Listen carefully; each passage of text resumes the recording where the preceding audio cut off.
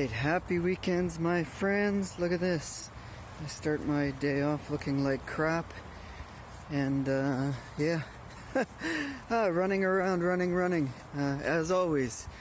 And who knows what the hell I'm gonna put in this video. So, my usual saying, if you haven't subscribed yet, you should do so now, because who knows what the hell is gonna become in this video. So, or what adventure we're gonna find ourselves in. So, that's gonna be the problem about leaving van life. Van life, you never know what to expect. You never know what adventure going on. Anything can happen, and usually does happen, either in the van or out of the van. An example is, I went to the washroom today, community center, and I walked in, and there's this old guy standing there with his pants down, balls hanging out, in front of the urinal, and I'm like, what the hell? I don't want to know what's going on. Anyways, maybe he's not all there, maybe a little dementia or whatever else. Poor guy, but I had to laugh myself. So I went into the walk-in sit-down toilet. I'm like, wow. So I'm gonna miss adventures like that. So, but it's not over. There'll be a lot more. Oh yeah, Korean girl did arrive in Mexico safe and sound, and she said the first thing she did when she got off the plane there, she ran into a feminist rally. So she sent me a quick video clip, and she was kind of criticizing them a little. Yeah, she wasn't too pleased with it. She says whatever, they can do their own thing, I guess. So yeah.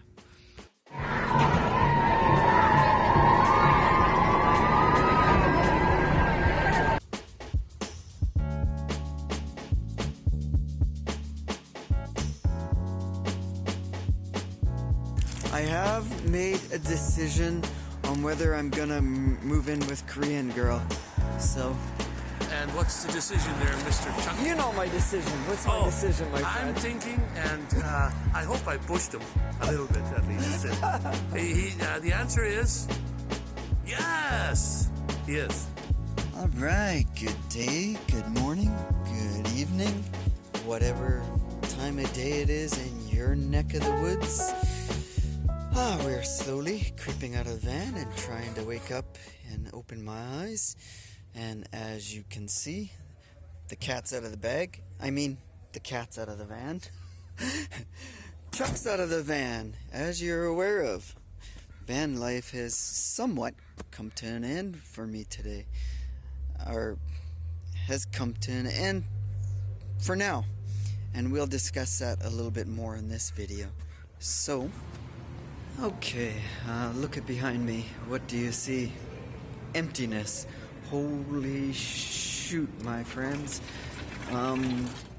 Yeah, that is the community center pool. It's empty, and it's a cheap night. It's half price night or toonie swim, something like that. So I came to do it today. And yeah, nobody there, which means I get more pool space. But the drawback is, you know what? There's a good chance of them shutting down rec centers, pools, and libraries. And that's not a good thing for us van lifers, van dwellers, because you know what? Where are we gonna go to shower? Anyhow, I got about an hour before they start that, so I'm gonna go make a bite to eat. And Surrey, the city over, which is a part of Metro Vancouver, has already announced that they have closed pools, libraries, and rec centers. What the city is doing, what you can do. Impact on city programs and facilities. Go to that website to keep updated. So, and look at, pretty much empty. There's like 2 people way down there, and that's about all I see. Other than that, it's empty. So, I'm gonna go do my recycle business while you guys do whatever. Get rid of my propane or butane cans. I got 1, 2. I've been stockpiling. Okay, I just did a quick check, and sure enough, one of the cities in Metro Vancouver area has shut down its pools, its community centers, its libraries. So wow, yeah, like I say, what the hell? How am I gonna take a shower if they close down facilities like this. How are us van life people gonna survive like that if they close down for a couple of weeks or a month? There's gonna be a lot of stinky freaking van dwellers out there. Holy crap. And one of them is a very, very popular one here in Vancouver, the Trout Lake Community Center, not only for van people, but for homeless people. A lot of people in that area use that showering and facilities. And yeah, same thing. I get my water from places like this. And the problem being is that it's still winter mode, so a lot of parks, none of the spigots are running. So that other resort is a mall area to get water. I have my own places of supplies. I can go to Korean Girl's place. I can still get water there, I think, or maybe I have to hoard it. So yeah, anyways, yeah, just me doing blah blah blah. Okay, well, my friends, I think that very well is my last shower. Definitely at a rec center or a pool, because you know what? I overheard them talking at the entranceway when I went in that they're just waiting for a phone call to close this place down. Doesn't matter anyways, because there's nobody here. The rinks are empty, and the ice looks, look at, it's like brand new ice, like glass. So yeah. Oh yeah, poor van lifers here in Vancouver are really gonna feel the pinch. Okay, I'm thinking before I end my night, I should go stock up on toilet paper. I mean, go buy some lunch stuff. That's what I mean. Yeah. Let's see, maybe first stop? What do you think? No? Yes? Apparently, some shoppers beat me to the toilet paper. Holy crap. And water for that matter. Rice is limited too, by the looks of things. Hardly any. Just very expensive, $4 a package Uncle Ben's rice. Oh, and these two expensive $35 a bag no name rice.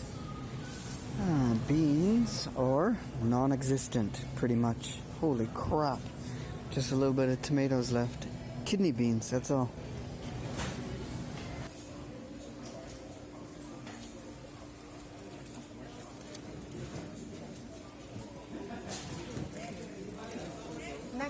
No, we're going to give an exchange. Go ahead. Anyhows, we are back. It's Monday, March the 16th, I guess it is. And I'm going to upload this video tomorrow. But I was at Canadian Tire, and you seen in the video clip, there was some Chinese people standing in line. Actually, she cut in front of me and went to go into the lineup, or went to go to the teller. I gave her the old evil stink eye. But anyways, they had three of their family members, each standing there with huge bundle of toilet paper. Each member, the kids were all buying big bags of toilet paper. So anyhow, here's what we know today. The borders are officially closed in Canada. Prime Minister has closed them off. However, Canadians should be able to get back in, and Americans. Any other country won't be allowed in. So that's a good thing for Korean Girl, because she was supposed to leave Mexico at the end of this week, which would be 7 days from now. But she might end up having to come early. I think they might tell her that she has to come, or else she will be locked down there, and she will have to go through testing and screening, as far as I'm aware of at this point. So anyways, I've been keeping contact with her, and we'll see how things go. Anyways, that's as much as I got to share with you today, Monday's video, other than I bought some paint to do a project that you will see coming up in the future. However, we're going to end today, Monday, and we're going to flip back to last weekend, where Saturday, I think March the 7th, when Korean Girl left for Mexico, and I'm going to discuss my decision on moving in with her in that video. So, my friends, check this out, and we'll catch you in a bit.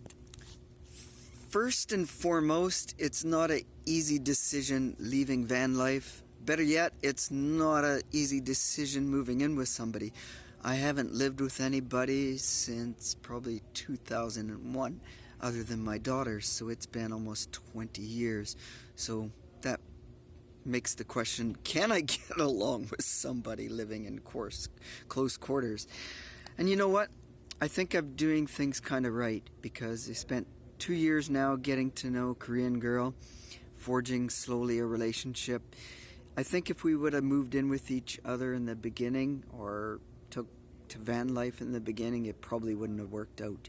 We couldn't have figured each other out, what our wants, our desires and needs, and our personalities and our emotions. So taking 2 years was probably a good thing. And I think this next step is probably even better. Maybe going into a bigger space, trying it out with each other and seeing how that works before we move on to a smaller space, doing van life, traveling across Canada and the US, and probably the state of Mexico, and maybe down in that Central America area, I think is a bigger plan. And there's a saying, happiness is best when shared, right? And I talk about adventures to happiness a lot, and that's what life is, an adventure to finding happiness. So, see, they agree. They're saying, yeah. So, when Korean girl, we sat down and talked before she left. I do have a little clip of that. I'll just throw in here. We talked, and her daughter talked with us. 아니면 저기 해도 되겠다. 변기 서브 하지 말고 아예 주니어 서브 좀 하다가 그냥 저기로 저기는 그 여자친구래 있잖아 남자. 걔도 괜찮다는 것 같던데. 아니. And basically what we had said was that her daughter was leaving in the middle of April, and her son will leave in the beginning of April. So my move-in date would probably be middle of April or end of April. I'm not 100% sure yet. And you know what? The van's not going. We're keeping it. We're doing repairs on it. We're looking to upgrade to the next stage in vans, wide body van. And you know what? You never know. The kids could say, hey, we want to come back and live with you, Mom. We can't make it on our own. So that is going to be my backup plan. I don't want to be there when they're there. It's a little weird and uncomfortable to me. But who knows? It could change at that time. She might say, well, you know what? If you want to move in, we're together. And it is temporary move-in, because you know what? I can't see myself paying rent all my life at this time. I'm going to help her out for a bit until the market comes up, but who knows with this coronavirus thing. I think it could get worse than expected. It could blow up in our face, and I got a feeling, yeah, everything's going to crumble this year. I got a really strange feeling. The market and everything is going to collapse. There could be a big recession and collapse. That's probably what's going to happen, and which will affect next year too, I'm sure. So a lot of unknowns and iffies going on. So basically that was the decision. We're going to give this a try out. And like I say, it's not permanent. Who knows how long it will last. So we will see, my friends, what goes on. And you're going to see all of it here on my channel. The one thing, you might see more videos of her. Maybe I convince her to do some more cooking stuff. She likes to cook a lot. I have to curb her spending habits if she wants to save money. And she's not getting a lot of hours at her work either. They've cut back a lot because they're worried the tourism industry is going to fall out. It already has already. It's been a lot of cruise ship sailings canceled. So we're going to see what happens with that. So if she's working 2-3 days a week, that's not good. And the other main reason is, she says she doesn't want to live by herself. She doesn't want to live alone. That's why she wants me to be there with her. And in saying that, also, she doesn't want to be old. She doesn't want to be an old, retired, single person living by herself. She wants somebody to be there and share her life at the end of her life, and to help her out, and for her to help someone else out. And I understand that, because I feel the same way. I think nobody wants to be that way. Do you guys want to be alone when you're 70, 80 years old and have nobody at all. Mind you, we can't predict death anyway. If we're gonna die and be single because our partner left us, or if our kids died and left us. So anyways, I don't want to make this too long. We'll have more for you coming up. So my friends, we'll end it for now here, and we're gonna come back with a lot more updates on building this and other things. Probably the big virus that's going around. We'll update you more on that, I'm sure too. So, you know the saying. Actually, I'm gonna cut to my friend Wayne.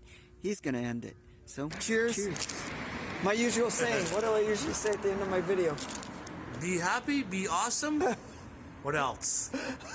Be kind. There you go. See, he's got it. my best man. There you go. I knew the words. At my wedding. No weddings. No. I'll just live in sin. That's coming at another. Here comes your bus. Okay, cheers. My bus is coming, guys. Thanks.